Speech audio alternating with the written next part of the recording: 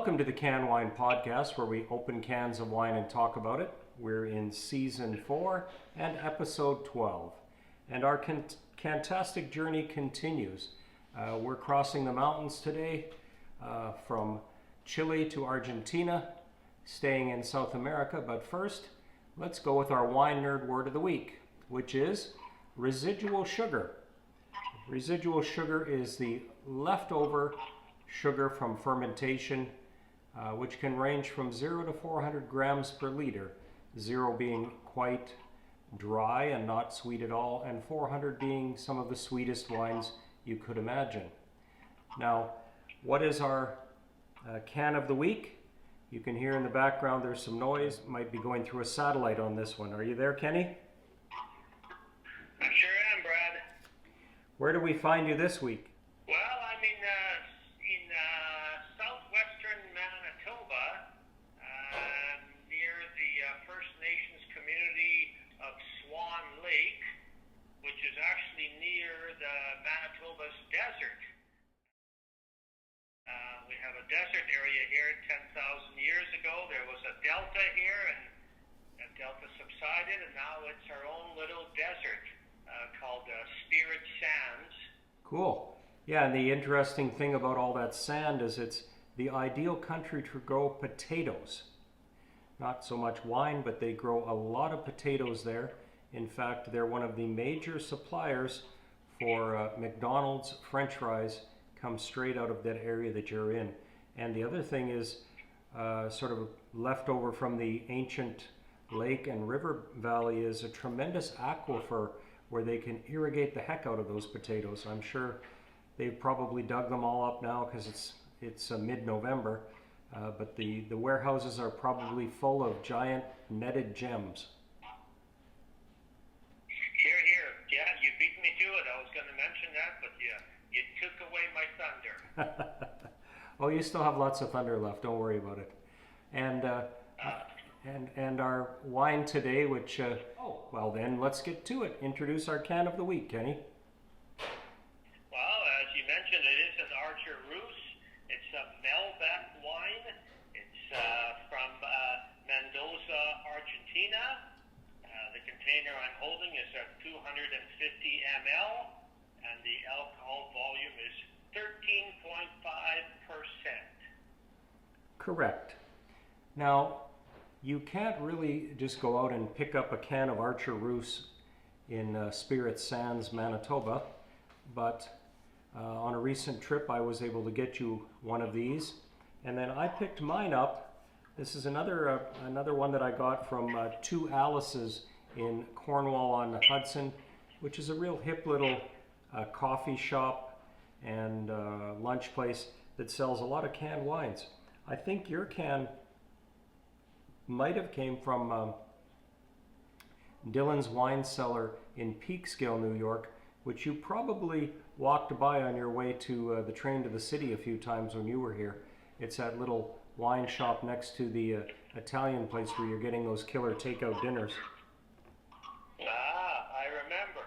Yeah, and Dylan's has some stuff. I was in there the other day. They were getting some in, but they were currently mostly out of canned wines, but they have had decent stock in the past. So if you're in Peekskill, go ask them if they're going to bring in any Archer Roose. The other place you can get Archer Roose, it's very well distributed, is at Regal Cinemas, and I think there are actually some major airlines that are serving this on their planes. So when you think about it, the can is perfect for an airplane because it's very lightweight and the perfect portion for someone just to enjoy a can of wine while they're jet setting around. So who is responsible for all this Archer Roose product? Well, that is a product of Marion Leitner Waldman. She was the founder, and their creative director is Elizabeth Banks, the actress, director, and personality. So those two ladies go around the world looking for great wine, bring it in, can it. I think it's out of canned in Massachusetts. This is an actual product of Argentina, so it might have been canned down there. But Archer Roose, I think, is from Boston or somewhere in Massachusetts. The actual location where this comes from is the Hinojosa Vineyard in Agua de Maria in Uco Valley in Mendoza, Argentina. So that was definitely stretching my Spanish abilities.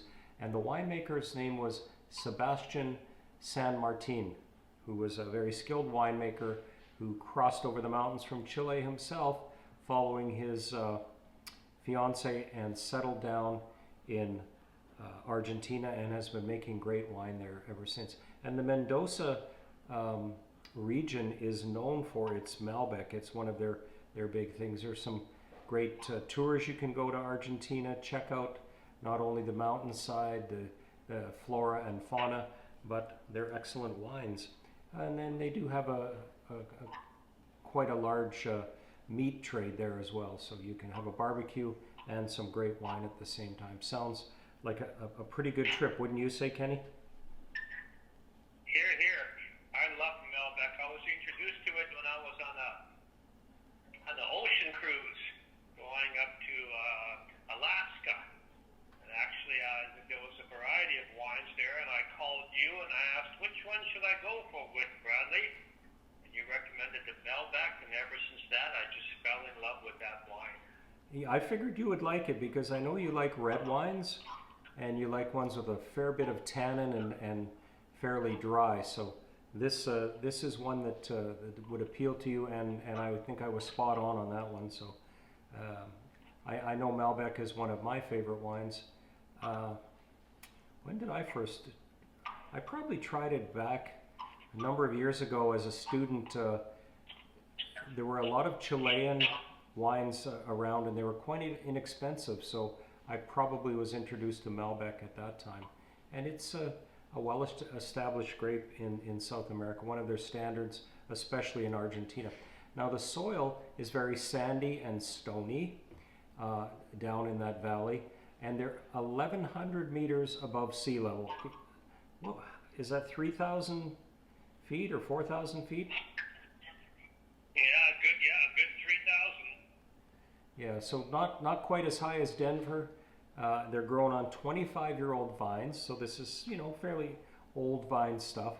And again, South American wines are grown on the original rootstock. They didn't have the problem with the root parasites that were wiped out all the original rootstock in Europe. So these are grown as close to their original status as they could, and the vines were brought over many, many years ago. So they're ancient clones. Anything you'd like to add before we do what we do on the Canned Wine Podcast, Kenny? We've got a bit of line noise there, which is kind of ironic that you are far away, but not as far remote as you have been, because in this case, you were able to drive to where you are. Previously, you've been flying in and out, and I love that video you sent me of you taking off in Northern Ontario. That was a classic shot. It really got a lot of hits for us. People were wondering where you were off to. I hope, given that it's the middle of November, you still have your canned wine toque available. I sure do, yeah. Next week I'll be traveling to the north again. This year I'm on the today I'm on the mainland, but next week I'll be traveling to northern Manitoba, to the Island Lakes region, and then the week after that I'll be flying as well, to the remote community of Wasagamak and then to Deer Lake. So I look forward to those trips, and I hope the weather is good so that I can make it back home. Oh, that's great. Yeah, this time of year is very difficult when you travel far in the remote areas, because you can have tremendous storms that can prevent them from flying. The other thing that can happen is you can get tremendous fogs and storms that just make flying impossible. So, but, yeah, not only that, but if I'm delayed, it takes me away from my nice red wine that I enjoy. Exactly, and you've been busy making red wine at home from our conversations recently. You got it cranked up and fermenting and ready for you on your return. Okay, well, let's do what we do on the Canned Wine Podcast, which is open cans of wine and talk about it. We've certainly talked about this one a lot, and let's see what Sebastian San Martin has been making. Are you ready, Ken? Sure am. I'll count us down and let's go. 4, 3, 2, 1.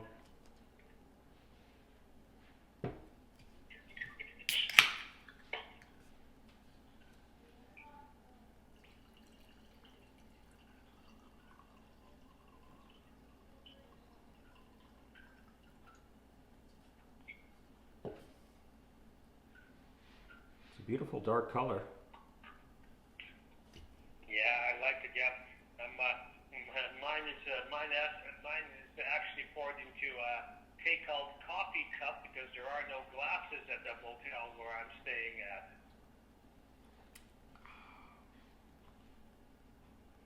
A little bit spicy. It is. I'm smelling some cherries and a bit of spice.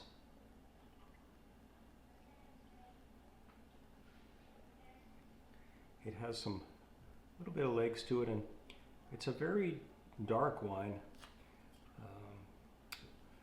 Like it's almost opaque. You can't see through it. If you could see through your coffee cup, you wouldn't be able to. No, I can see by looking from the top down that it is dark. The color I'd describe as and that's good for me. I'd describe it as ruby red, very purplish.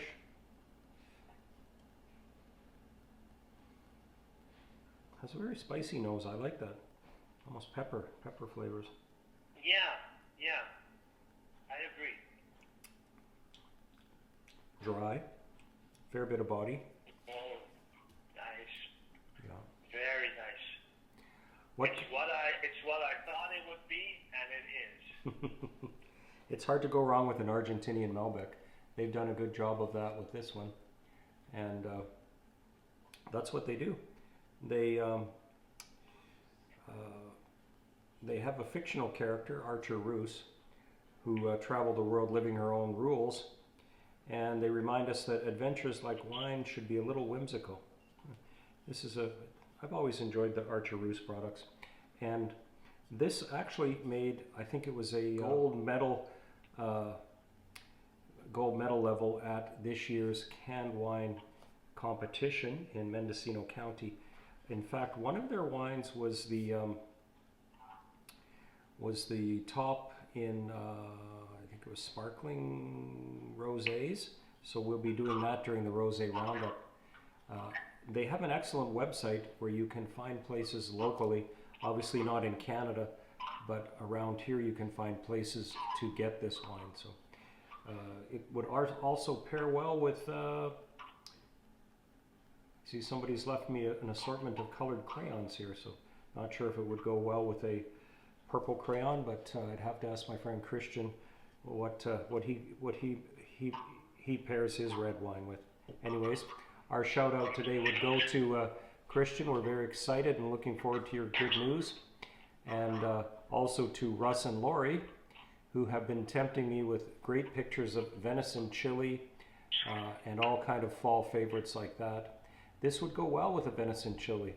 It'd also go well with roasted eggplants, savory veggies, root veggies, or maybe even dark chocolate. I'll be having it with tacos. I think I sent you pictures of them. Did you see them, Kenny? Sure did. Yeah, they're pretty good. And what are you going to be having with? You got some.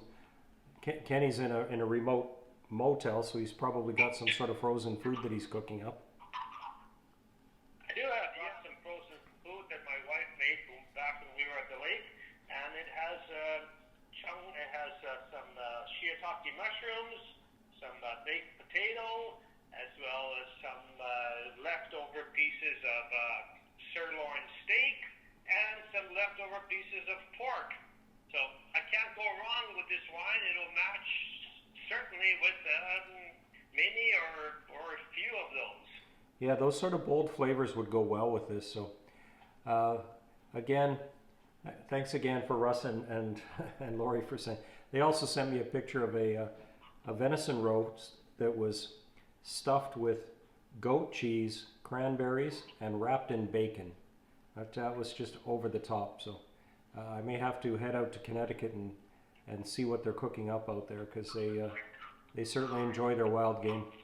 Now, our head scratcher for this week is, what did Sebastian San Martin's great-grandfather do for the Sultan of Turkey?